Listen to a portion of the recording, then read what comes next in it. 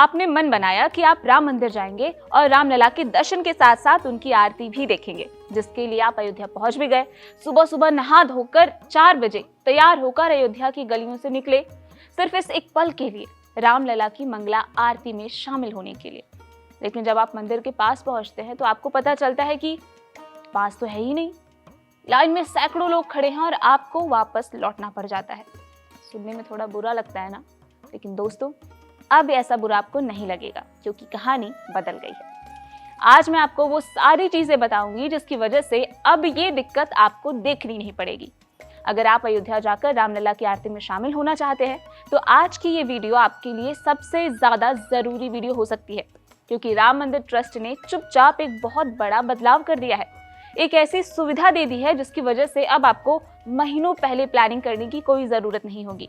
और सिर्फ इतना ही नहीं, क्योंकि मैं भी यूपी के उसी हिस्से से आती हूँ, तो आज मैं आपको सिर्फ राम मंदिर पास की जानकारी नहीं दूंगी, मैं आपको एक पूरा सीक्रेट स्पिरिचुअल सर्किट भी बताऊंगी, जिसे अगर आपने फॉलो कर लिया तो एक ही ट्रिप में आप भगवान राम, भगवान शिव और माँ शक्ति तीनों का आशीर्वाद ले पाएंगे। तो वीडियो को स्किप बिल्कुल मत कीजिए, आखिर तक बने रहिए। तो चलिए सबसे पहले मुख्य बात पर चलते हैं, राम मंदिर के आरती दर्शन के लिए। तो इसके पहले जरा पीछे चल लेते हैं कि हाल के दिनों में अयोध्या में एक अजीब सी अफरा तफरी मची हुई थी। ट्रस्ट के पूर्व महासचिव चंपत राय समेत कई लोगों की पहचान से जुड़ी आईडी अचानक बंद हो गई और इसका सीधा असर पड़ा उन श्रद्धालुओं पर जो विशिष्ट और सुगम दर्शन पास के लिए इन्हीं आईडी पर निर्भर थे। सोचिए, जो सिस्टम कब से चला आ रहा था वो अचानक अटक गया।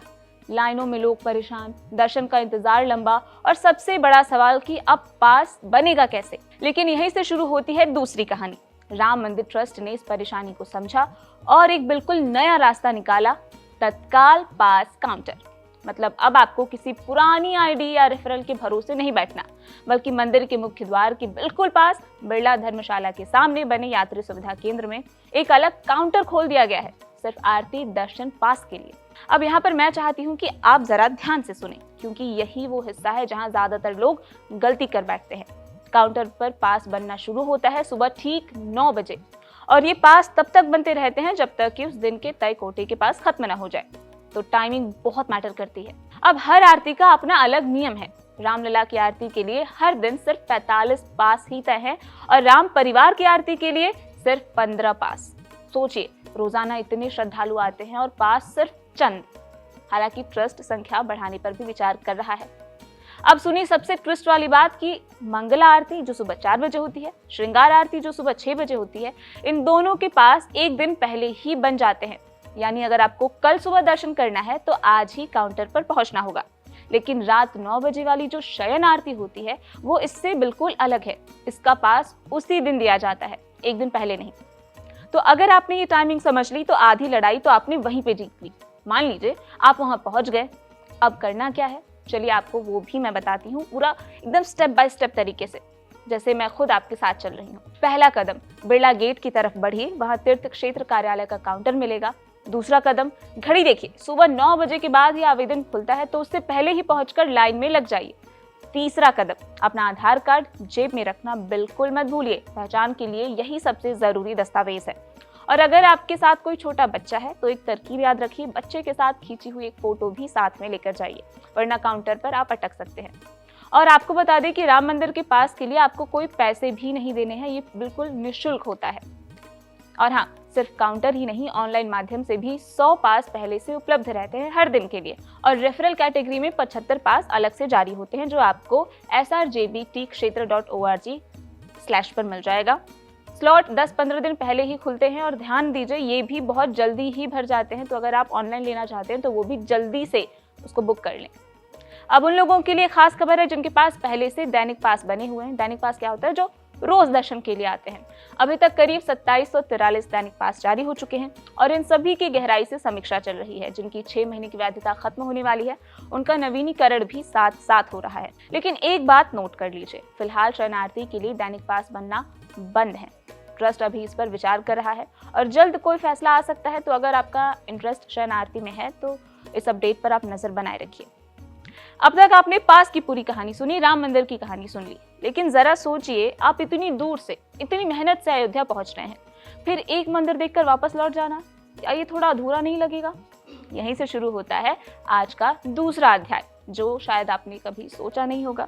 अयोध्या के बाद निकल पड़िए बाकी जगहों के लिए। मैंने आपसे कहा था शुरू में कि आपको एक सीक्रेट स्पिरिचुअल रूट भी बताऊंगी, तो वो है अयोध्या से प्रयागराज से मिर्जापुर और उसके बाद वाराणसी। तो अयोध्या से प्रयागराज लगभग 164 किलोमीटर दूर है, वहां पहुंच जाइए। अयोध्या से प्रयागराज के लिए आपको सीधी ट्रेन भी मिलेगी, बस भी आसानी से मिल जाएगी। कैब या अपनी गाड़ी से जाने में लगभग 3.5 से 4 घंटे का समय लगता है। यहाँ गंगा, यमुना और पौराणिक सरस्वती नदी आपस में मिलती हैं और हिंदू धर्म में इसे सबसे पवित्र माना जाता है। एक छोटी नाव लीजिए, सिर्फ 10-15 मिनट में आप असली संगम बिंदु तक पहुंच जाएंगे। किराया आपका 100 से 500 रुपए के बीच लगेगा। कल्पना कीजिए, नाव के बीचों बीच खड़े होकर 3 पवित्र नदियों का अनोखा संगम देखना। यह अनुभव शब्दों में बयान नहीं किया जा सकता। आप चाहे तो पूरी शाम और रात प्रयागराज में ही किसी होटल में या स्टे में बिता सकते हैं और फिर सुबह सुबह प्रयागराज के बाद निकलिए विंध्याचल के लिए। वहां से मिर्जापुर लगभग 87 किलोमीटर दूर है। इस मंदिर तक पहुंचने में करीब 2 घंटे का समय लगेगा। गंगा के तट पर बसा है विंध्यवासिनी देवी का मंदिर, एक ऐसा शक्तिपीठ जो पूरे पूर्वी भारत से श्रद्धालुओं को खींच लाता है।